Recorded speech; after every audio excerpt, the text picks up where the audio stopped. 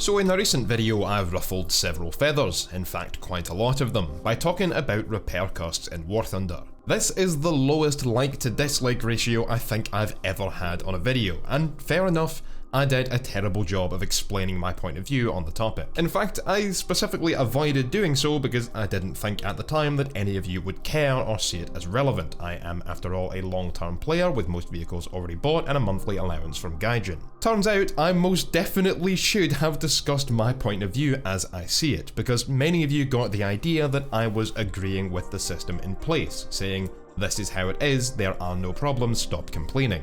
Or trying to prove that, well, I can earn positive in the Sagittario, B29 or Ferdinand, you're just bad, get good. Side note, I did include that as a joke when I probably shouldn't have, I just couldn't help myself. When that could not be further from the truth. While there are certain content creators I won't mention who pretty much make videos saying similar things, I don't think that's valid, especially not when such a large majority of the community clearly have a problem with this mechanic, and at least want it altered to make the game more enjoyable. Obviously, Gaijin want to make it as close to necessary as possible to pony up and spend your hard-earned shekels, but the player base needs to be able to freely enjoy the game first to see that as worth their while, and I don't think we've struck a balance between those two yet. So to basically add a part 2 or follow up to the original repair cost video and make sure you didn't get the wrong impressions from it, today we'll discuss how to fix repair cost. The first thing we should discuss is, are repair costs even necessary in the first place? This is something I neglected to talk about much if at all in the original video, and this was mistake number 1. The alpha screw up, if you will. I thought the discussion that needed to happen was, why are repair costs what they are? Why do certain vehicles have higher repair costs than others? Why certain vehicles reach, quite frankly, ludicrous numbers? But apparently many of you aren't convinced that repair costs are a necessary evil in the first place, which they are. Repair costs act to prevent what's called botting, and they are a really great measure to do this with. It's no secret that certain games have a big problem with this, and without repair costs, War Thunder would be no different. That would be bad. Botting is when players get scripts to play the game for them without human interaction to earn huge amounts of RP without them having to actually play. These bots are very bad though, and they basically drive or fly into the battle to die, rinse and repeat. Any systems that could be put into place to prevent this would not be perfect, for all that Gaijin's anti-cheat systems are actually quite good, comparably speaking. Yes, I'm being serious. Hackers and cheaters still get through the cracks. But repair costs make it prohibitively expensive to have bots spawn just to die, especially once you start working your way up the tiers, which you have to do to grind effectively. Now, Gaijin just have to look for bot accounts at the lowest ranks, which is a lot easier. Okay, so they're necessary, a necessary evil. Now what? Well, the point of the video was to correct some common misinformation and false conceptions, the main one being that Gaijin use repair costs as a balancing factor for a vehicle's performance, which they most definitely do not do. When this does appear to be the case, either through distinctly overpowered vehicles getting exorbitant repair cost increases or being played less frequently, hello Sagittario, this is a coincidental side effect of the actual systems and algorithms in place. Instead, Gaijin use repair costs as a way to balance the potential earnings of a vehicle based on its average player earnings per death, regardless of the vehicle's actual performance or balance compared to contemporary. This is why certain vehicles have much higher repair costs than blatantly superior or even functionally identical vehicles at the same BR in other tech trees. Their average is higher. This is the kind of understanding you need to demonstrate you have if you want Gaijin to hear your feedback. Throwing around claims of Gaijin stop balancing by repair cost or how come X vehicle costs more than Y when Y is clearly better than X is just going to result in Gaijin ignoring you. You're showing, to them at least, that you don't understand why the costs are what they are to begin with, and regardless of how good your feedback and suggestions might be, Gaijin's ears are already closed. Whether or not this is a good mentality is kind of irrelevant. Most of you will say it's not, and fair enough, but given the amount of ridiculously uneducated feedback posted on Reddit, forums, or comments of YouTube videos and streams, I kind of get it. Either way, this is the case. This comes straight from the dev team themselves, and while some of you might say that they are just lying, which they do, I don't think they are in this case. Why would they? Instead of coming up with this weird, it's not about balancing vehicles, it's about balancing players' ability to farm SL in the more lucrative of vehicles line, wouldn't they just say, our statistics say it's working as intended? Isn't that their whole shtick? But I digress. Gaijin aren't balancing vehicles' performance by raising or lowering repair costs, because while raising a cost might make a vehicle less frequently played, that doesn't make it less overpowered, as some of you suggested. The vehicle is still the same, it just makes the damage less noticeable, but more prevalent given that only the best players will keep playing things like the Sagittario now. And while a high repair cost might make you play a vehicle more reservedly, which kind of balances vehicles that are only very strong when played hyper-aggressively, although not in the hands of good players with millions of SL banked up, what about vehicles like the Ferdinand or T95? Best when played more passively. Repair costs are raised if it's shown that the average earnings per death in a particular vehicle are higher than that of its surroundings, or lowered if they're less. This is why the F5E has a higher cost than the F4E. It's achieving the same amount of kills and wins, but only dying in the process half as often. I therefore can reasonably expect, just by knowing that the F5 has the higher cost than the Phantom, that regardless of which aircraft is better, the Phantom, the Tiger player is probably more of a threat to me, because the average Tiger player is better, or in other words, those slippery little bastards are really hard to kill.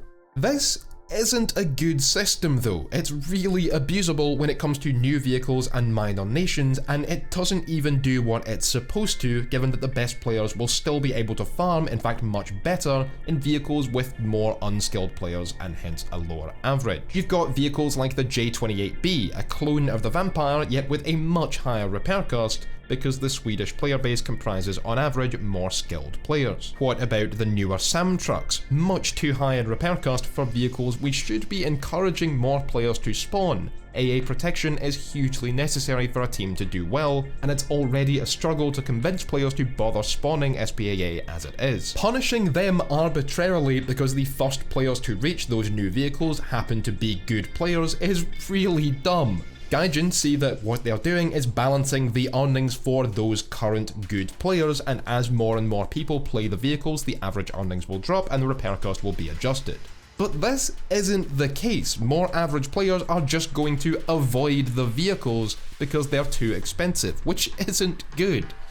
And it gets worse. Oh, it gets worse. The fact is that Gaijin are really slow to adjust the economy based on changes to a vehicle's capabilities, its new ammunition types, battle rating, or new opponents, and they never make changes preemptively. The Sagittario was both nerfed and raised in BR twice, yet because the different tentacles of the Gaijin monster don't communicate, none of this was factored in when its repair cost skyrocketed. Why did I go there? Tentacle. To take another example, the Mark 22 Griffin Spitfire was raised to a BR of 6.7, alongside the Mark 24 you've been seeing in the background of this video, which is undeniably superior to it. Yet the Mark 22 has an almost 50% higher repair cost for no reason, because Gaijin raised the battle rating and assumed that repair cost would sort it out based on stats later on. Instead, what predictably happens is that by that time, most players have simply given up on the vehicle, leaving only the top level players still using it, and the statistics are forever skewed. This is at best very lazy, and at worst utterly incompetent. So how do we fix it? Some people suggested fixes like reducing or removing repair costs for the winning team, or cutting them when up-tiered. But these fixes don't work. Repair cost is defined by the average earnings of a vehicle. This ensures that the only way to farm SL is simply to perform to average standards. So reducing or removing the repair cost for certain conditions will just result in Gaijin raising the costs themselves to compensate for the fact that you're paying them less frequently. Now it's just even harder for the more casual, less try-hardy players to earn a dime. There's also the option of just lowering particular vehicles' Silver Lion modifiers. Each vehicle earns a different amount of SL for given actions, so side note, before judging a vehicle's high repair cost, see if it has a higher than average earnings modifier to match.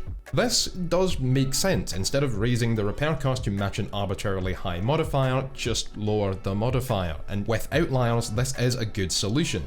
But lowering the modifiers across the board to also lower repair costs, I spoke in the last video about why I don't like it as a fix personally. It removes the risk but also removes the reward, and higher risk for higher reward is always going to be much more engaging than just do whatever, it doesn't really make much difference anyway. This also again doesn't fix the problem for minor nations. Obviously the same good players are still going to be skewing the averages of new vehicles in minor trees. Let's go back to the Sagittario or Swedish Vampire.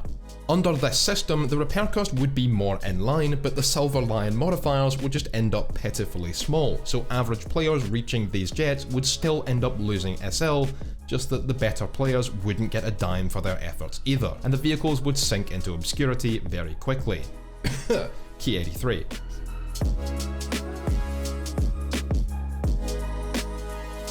So the first thing we need to address is the new vehicles in less played trees, and here there are two very simple solutions.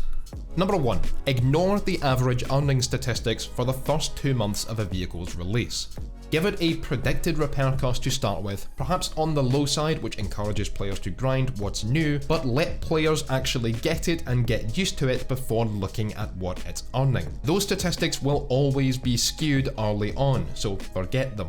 The second fix is to change the algorithm that monitors average earnings per death, and hence what repair cost should be, to include the rarity of a vehicle. The rarer a vehicle is, the less frequently it is played, the lower its repair cost can be, despite potentially higher earnings. This fixes the problem of the Key 83. Lastly, and this is my favourite, combine vehicles that are similar or equivalent across nations and group their statistics, giving them one unified repair cost.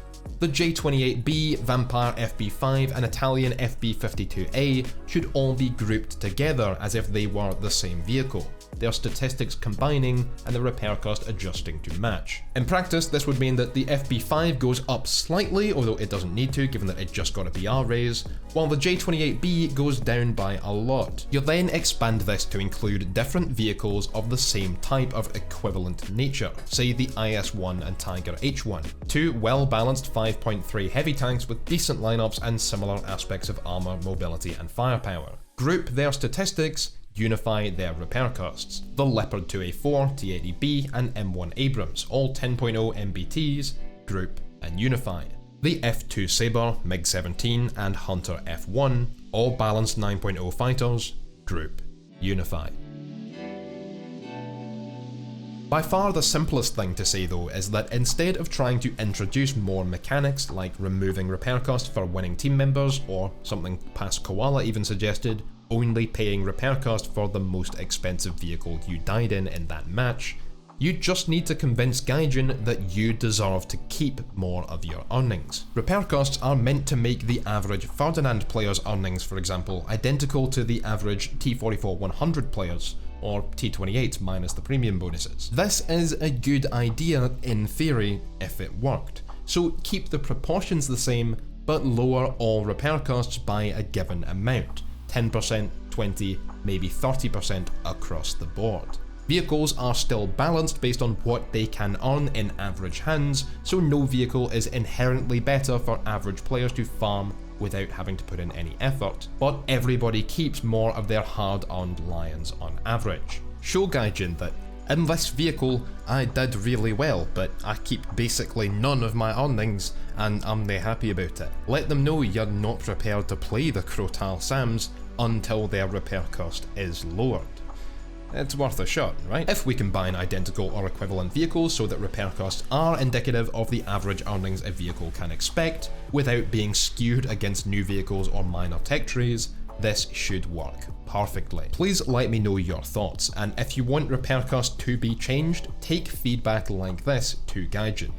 Before we finish though, I want to raise one specific example and help you combat it for now, before hopefully repair costs are seriously looked at, because clearly there is a problem here. That is the heavy bombers, the Heinkel 177, G8 Rinzin or B29 Super Fortress.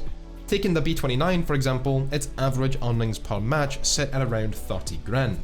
Its cost per death is 45 grand, so it pretty much always loses money if it dies, unless you get an absolutely stellar performance.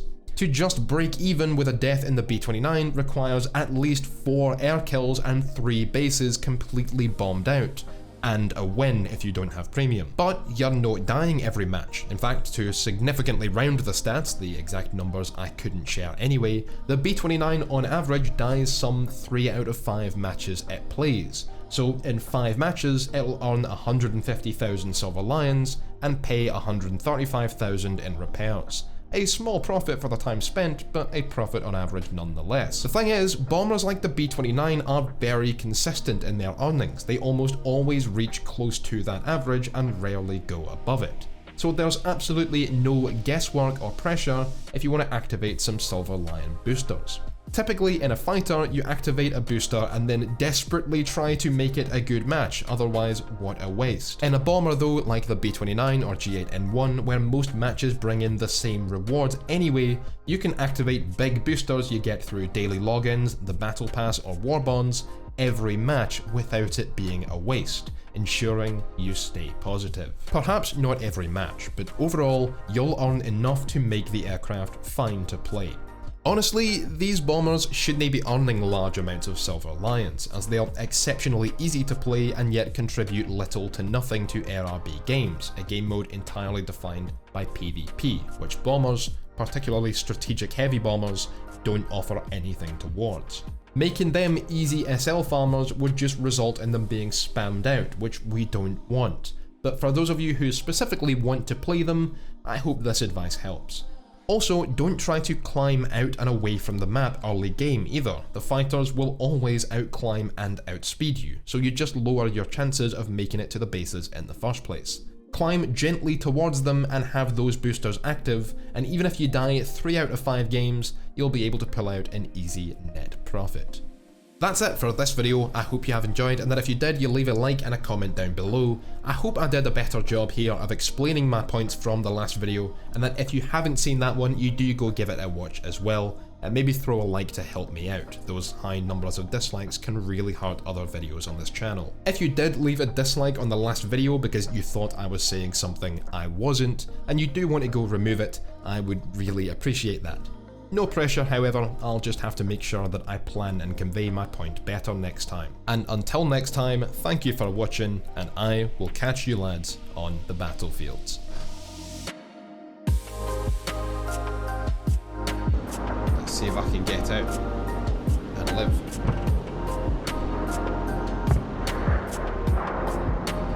Oh boy, that's a little close.